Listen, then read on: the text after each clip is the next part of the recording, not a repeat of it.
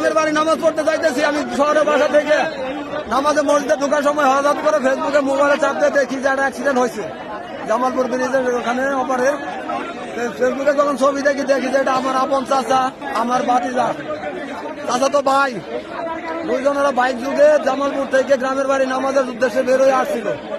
ব্রিজের এখানে পুলিশ এই নামাজের টাইমে 1টা থেকে 1:05 মধ্যে মনে হয় 12:50 দিকে নামাজের টাইমে পুলিশ এখানে চাঁদাবাজি করতেছিল। হেলমেটের মামলা, এই মামলা অনেক কিছু দিতেছিল। পুলিশ তাই ট্রাক্টার কাছে টাকা খায়া ওই ট্রাক এবং পুলিশ এই অ্যাক্সিডেন্ট অবস্থায় 2টা রুগী 2টা মানুষ মারা অবস্থায় থুইয়া পুলিশ জায়গা ত্যাগ করছে, স্থান ত্যাগ করে চলে গেছে।